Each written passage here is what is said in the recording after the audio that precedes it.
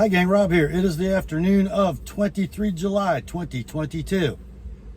A stunning, glorious, sunshiny 81-degree day with a light breeze blowing in northeast Indiana. It couldn't get better. I've got a fun video for you guys this afternoon. I've kind of had in my mind lately to do a series of videos of top 10s about random subjects that have nothing at all to do with knives. And this is going to be the first one. Before we get into it, let's do a pocket dump and a wrist check, shall we? First up, clip to the top of the left front pocket. The Spyderco Chaparral FRN, or Chaparral Lightweight, with the beautifully textured gray fiberglass reinforced nylon handle and the beautiful thin leaf-shaped blade of CTS XHP. I dig it. And some of you guys know my story about this knife. It's beloved. Speaking of beloved, riding in the bottom of the left front pocket today. Let's see if I can get the light to reflect off this properly.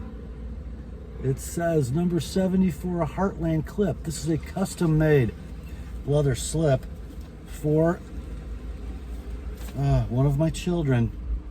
The Great Eastern Cutlery Northfield Unexcelled number 74 Heartland clip. Gabon ebony covers, triple line nickel silver bolsters, and a long swedge muskrat clip blade. A special factory order for me by Great Eastern Cutlery. And on the wrist today, my favorite Thule diver, the Squale 1521-50 Atmos 500 meter diver in the blue Opaco colorway, blue matte dial, blue bezel, blasted case on the Borealis tropic style strap. Okay, so today's top 10 list is a list that's been knocking around inside my brain for about 30 years, and I finally put it down on paper. Today's list is the top 10 leading men of Hollywood for men. So I really don't care what the ladies think about these guys. These are manly icons of the silver screen. I'm going to read them from number 10 to number 1, and I'm going to slide some honorable mentions in there. Number 10, leading man of Hollywood for men, Tom Cruise. And frankly, guys, 10 years ago, wouldn't have been on the list, even given Ethan Hunt. What put Tom Cruise on the list is not Joel from Risky Business, or Maverick from Top Gun, or Cole Trickle from Days of Thunder. Two words put Tom Cruise on the list: Jack Reacher. If you guys are combat sports people, Krav Maga students, watch Reacher and do it frame by frame. It's that good. Number 9, hard to believe he's this low, Paul Newman. Butch Cassidy, Fast Eddie Felson, Cool Hand Luke, and not to be forgotten, Sully from Nobody's Fool. Even at 80 years of age or so, Paul Newman was as good as it gets. Number 8, Robert Mitchum, star of 163 motion pictures. Now granted, Mitch played a supporting role in many of those movies, but as a leading man, even as second fiddle, a quiet, masculine confidence that is unmatched in the history of Hollywood. He played Max Cady, the lead in Cape Fear, way scarier in the original with Mitchum than De Niro in the sequel, or the remake. Paddy Carmody in The Sundowners. I mean, the list goes on and on. He made 163 movies. Number 7, Harrison Ford. Han Solo, Indiana Jones, and Jack Ryan.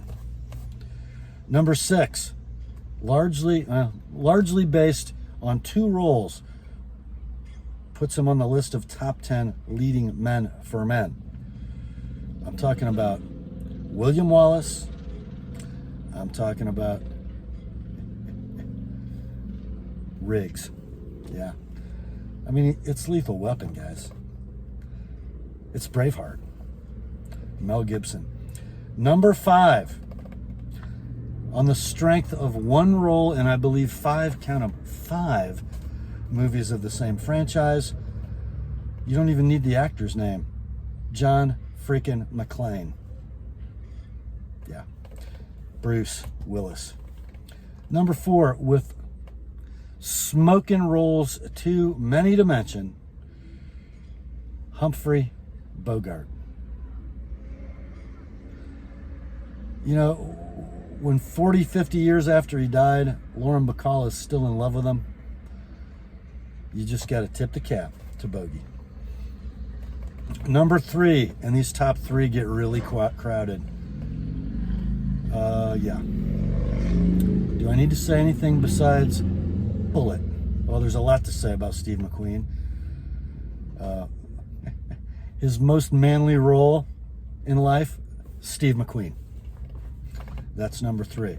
Now, before I'm going to get to the last 2, because it's a tie, I'm going to give you my honorable mentions in no particular order.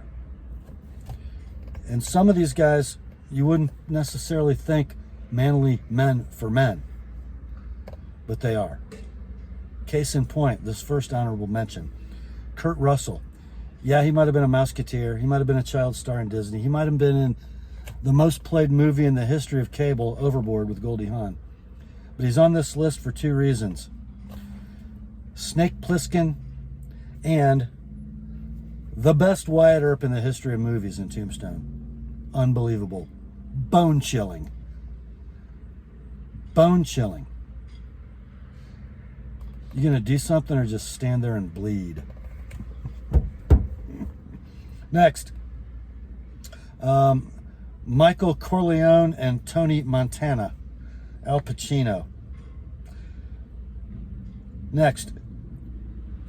Played Alvin York and Lou Gehrig, among others. Talk about quiet confidence. Gary Cooper. Next. He was Rhett Butler. Got to put him on the list. Clark Gable. And then last in honorable mentions, you don't think of this actor as manly, a leading man for men, except for one role, maybe 2. Jeremiah Johnson in The Great Gatsby. Robert Redford. Now that brings us to my tie for the top leading man of Hollywood for men. And you might guess that they're Western actors. They didn't like each other. They were never in a film together. They are the 2 pillars upon which Hollywood rests. The Duke and Clint Eastwood. The Duke, from John T. Chance to Cole Thornton to Big Jake. And the list goes on. Clint Eastwood, from Josie Wales to Walt Kowalski and Harry Callahan in between. I can't separate them, guys. They're the ultimate Hollywood leading men for men. And that's my list. Hope you enjoyed it. I sure spent countless hours formulating it. Please comment below if you feel like I left anybody off. Maybe I left them off on purpose. Maybe I didn't even think of them. I'd like to hear what you guys think. That's all for this one. Grace to you and peace, my friends, from God our Father and the Lord Jesus Christ. Remember, the word is sharp. I'll talk to you soon.